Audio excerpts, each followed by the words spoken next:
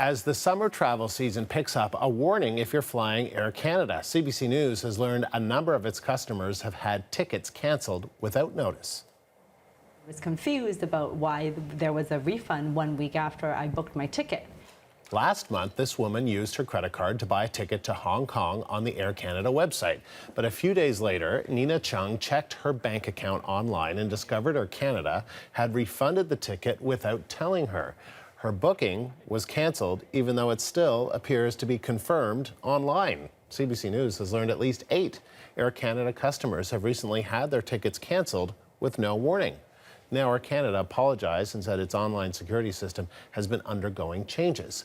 We'll talk about that and more with Gabor Lukács. He's an air passenger rights advocate, and we've reached him in Budapest. So tell me, what do you think about this cancellation warning? Based on what you know, what's causing these cancellations? Good afternoon, Andrew. This is a fault in Air Canada's fraud detection system. Normally, such a system is supposed to detect fraudulent transactions. The problem here is that there are way too many false positives, and those passengers who are caught in this system are not notified and therefore are not given an opportunity to actually fix the situation. They keep getting notices about their flights, they keep getting even sometimes invitations for check-in, and often they discover the issue only at the airport. That is quite something, right? You know, you're being told you're confirmed, here you go, check in. So there would be no way for you to suspect that there would be any problem with your ticket, right? That's correct. For many passengers I have spoken to, they have not even received a refund. Actually, we had to fight Air Canada to refund the ticket on which they weren't able to fly. So wait a second. So they didn't receive their refund, but it was canceled on their credit card? That's correct. And in some cases, there was one passenger that I spoke to who had to purchase the same ticket for 3 times. So in that case, things were refunded after a while.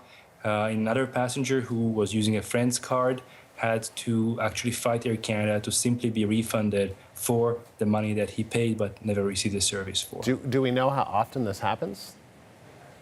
I don't know how often it is happening, but I have already been cautioning Air Canada a while ago that this is a concern, that they should be taking steps to fix their system because it is a recurrent problem. People go to the airport believing full well that they have a ticket, and there at the airport they are being told you cannot fly, and often they're not even being told why they can't fly.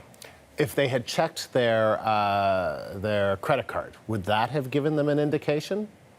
Not necessarily. I'm currently helping a passenger whose ticket was revoked cancel this way, and he's still even fighting to get a full refund because Air Canada is disputing the chargeback and is trying to keep some of the money for the ticket that they were never... So wait a second. So they've confirmed that he's on the flight, everything's fine, goes to the airport.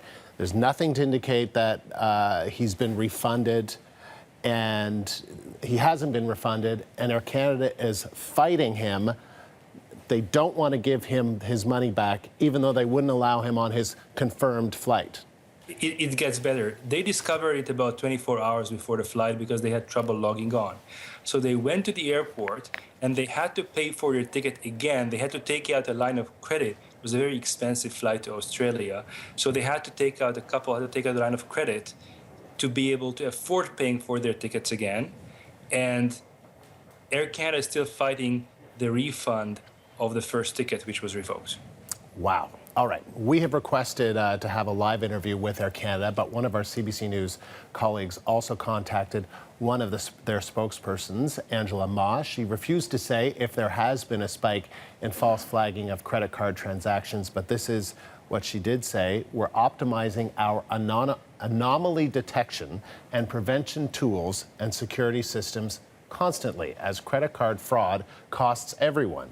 We sincerely regret inconveniences which may affect our customers. We will be happy to look into any customer situations which do not appear to follow our processes of notification. So what do you say to that? I hope that Air Canada is going to live up to that. This does not answer, however, the fundamental question is why Air Canada does not notify passengers when there is any issue with their tickets. Revoking a ticket is a breach of contract at the very least. If Air Canada also tries to keep the money, that's called a fraud. So we are not talking here about minor mistakes, but rather recurrent issues, and passengers are not given here even a chance to go to Air Canada and present proof of their identity or in some other way clear up the situation. So what advice do you have to passengers who may have booked a flight on Air Canada and who could go through this nightmare? I suggest that they document everything that happens to them at the airport. It's very important that they show that they were there on time, because some passengers were actually made to miss their flights in the process of clearing up Air Canada's own problem. I also recommend to them to, if necessary, buy another ticket, keep all receipts, and then seek not only refund for the difference or the extra money they paid, but also for $800 denied boarding compensation. Because passengers who have a valid ticket and whose ticket is revoked by Air Canada without lawful justification are also entitled to denied boarding compensation. But you were just telling us a story about how Air Canada is fighting, the passenger who had to buy 2 tickets to Australia, and they're fighting the one where they weren't able to get on the flight, even though it had said it was confirmed and it had been canceled. And those fights are not easy. I have been able to help passengers get denied boarding compensation by reviewing the situation and summarizing it in a concise and clear way that Air Canada readily understands that things went wrong. Often when passengers write to Air Canada's customer service, they are facing typical corporate stonewalling and they are being offered 20% off on their next flight if after this kind of experience they want to fly with Air Canada, which I doubt. The bigger question that we need to ask here is why Air Canada is getting away with this. And that is a question about lack of consequences and lack of regulation in Canada. The laws are there, but the regulator, the Canadian Transportation Agency, is not enforcing them, is not doing its job to protect passengers. I'm calling on them to actually launch an inquiry, which they can do, about what Air Canada is doing with respect to those tickets. All right, Gabor, always great to get your insight. Thank you very much. Thank you very much, Andrew. That was passenger rights advocate Gabor Lukacs.